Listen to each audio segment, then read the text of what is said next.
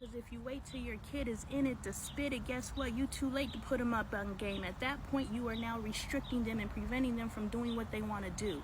What's good? Lonnie Appleton here. If you have a couple of minutes, we are talking Surviving R. Kelly Part 3 on Netflix. There's like 50 million videos in relation to this, so go soak up game. What I'm saying is, you cannot wait to start teaching you cannot wait to start teaching your child the game when they're in the game.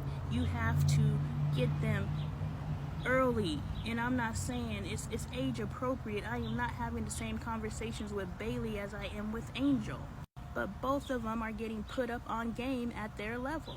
Why? Because I'm not gonna wait until my daughter pulls up with R. Kelly to be like, nah, that ain't it. Because at that point, she's gonna receive that as I'm hating on her. And what they said on the thing, and this is an old man tactic, your mom's just hating us because she wants me.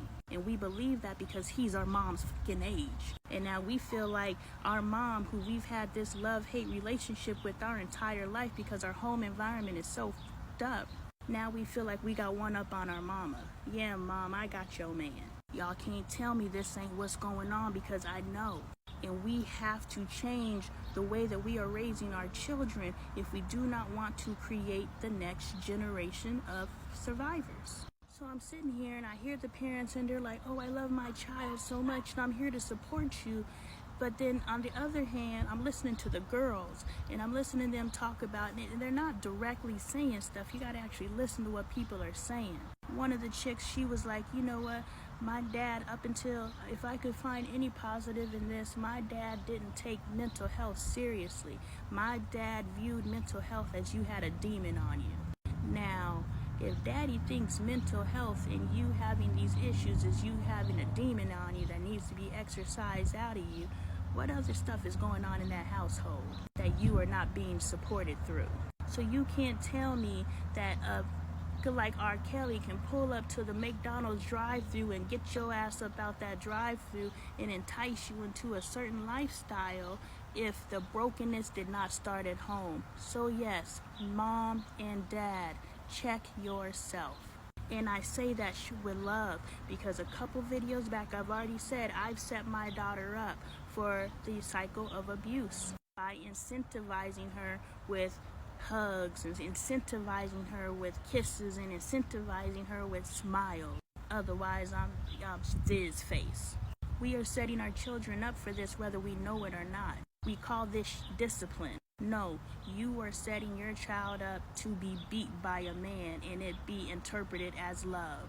What's good, y'all? Lonnie Appleton here. We are talking Surviving R. Kelly Part 3 on Netflix, and if you have a couple minutes, let's get into this. This is video number 5,998 ABC. We are talking from the survivor's perspective. How can we prevent our children from being survivors? We have to teach our children. In the previous video, I was talking about how we elevate celebrity, how we make money, how we make living our best life and acquiring all these things and black girl luxury and all these different things. Our girls are doing whatever they need to do to perpetrate black girl luxury. And if that means our little child, our 18-year-old, is sitting on a 34-year-old, because that's what I did. Bailey's father was 14 years older than me. I was 18. He was 34. Is that age different? 14 years? Anyway, you know what I'm talking about. He might have been 32, whatever 14 years older than me is. I told you I got a D in math. Anyway, we have to teach our girls to stop chasing money. We have to learn that the value in life and our best lives is lived in moments. My best life is doing what brings me joy. And honestly, I don't even like shopping. I am not a consumer.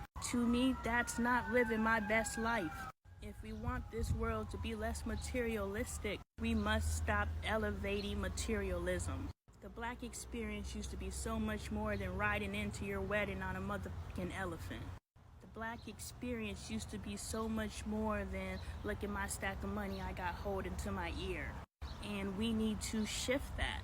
And even if we don't shift it culturally, we need to shift that in our home if we intend to stop our children from being the next generation of survivors. Because when we shift that mentality and we stop the whatever you call it, where you desire money.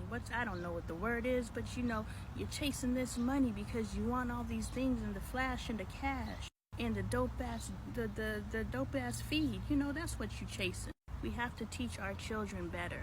We have to tell them that that's not it, and we demonstrate that by the life that we're living. You can't verbally say money's not everything, but then you're sitting around moping because you ain't got no money.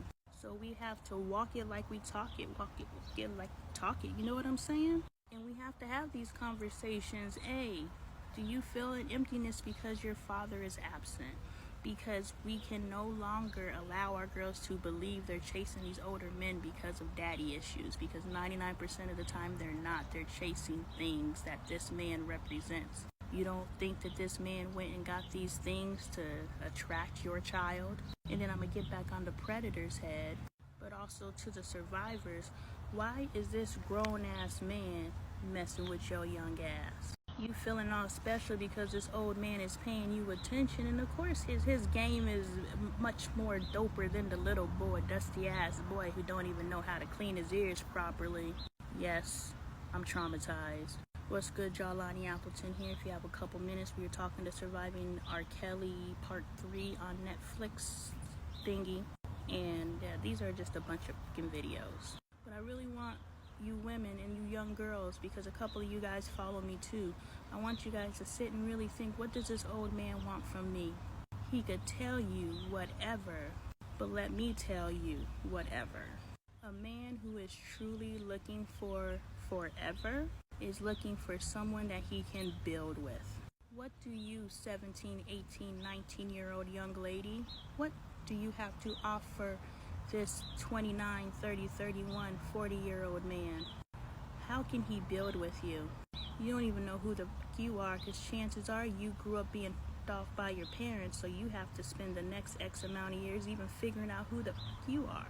And when you're 18, 19, 20, you're just trying to party. Let's keep it G. This old man is looking at you like, I'm trying to party too. Here's some money. How old is she?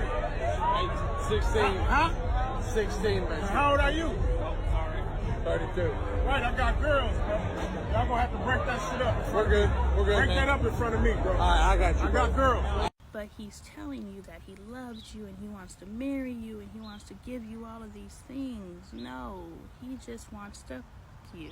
And they're telling you exactly what you want to hear because they've been doing this for a while. But you really need to ask, what does he really see in me? What does he want from me? And the answer is pretty clear.